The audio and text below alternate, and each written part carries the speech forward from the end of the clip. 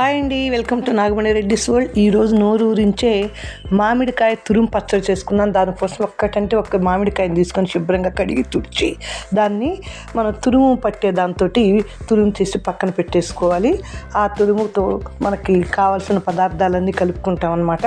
దీనిలోనే మనం మిక్సీలో వేసుకున్న కొంచెం ఆవాలు, జీలకర్ర పొడి, అలాగే వాటితో పాటుగా 2 స్పూన్ల కారం, 1 స్పూను ఉప్పు, ఒక కాయకి వేస్తే సరిపోతుందండి.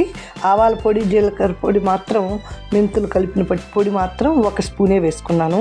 ఇవన్నీ కలిపేసేసి మనం పక్కన పెట్టేసేసుకుంటే పులుపుని బట్టి కారం, ఉప్పు కూడా సెట్ చేసుకుంటాం అన్నమాట. మనం ఇది పక్కన పెట్టేసేసుకుని దీన్ని కలిపిన తర్వాత దీనిలోకి మనం పోపు వేసుకోవాలండి.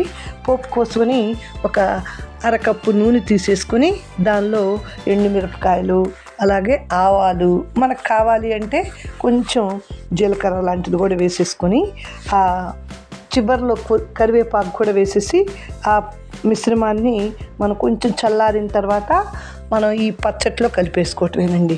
ఇది చక్కగా అన్నంలోకైనా, దోశలు, ఇడ్లీ లాంటివి తినడానికి, చపాతీలు తినడానికి కూడా మేము ఉపయోగించుకుంటాను.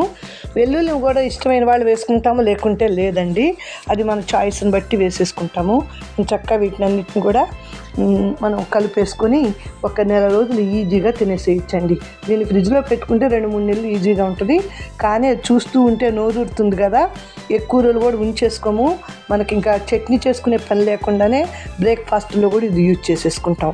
మీరు తప్పనిసరిగా ఒక మామిడికాయ తెచ్చుకున్నప్పుడైనా సరే ట్రై చేయండి ఫ్రెండ్స్. నచ్చితే మీ ఫ్రెండ్స్కి, రిలేటివ్స్కి షేర్ చేయండి, లైక్ చేయండి. నా ఛానల్ కొత్తగా చూస్తుంటే సబ్స్క్రైబ్ చేసుకుని బెల్ దగ్గర ఆల్ టచ్ చేయండి. Thanks for watching.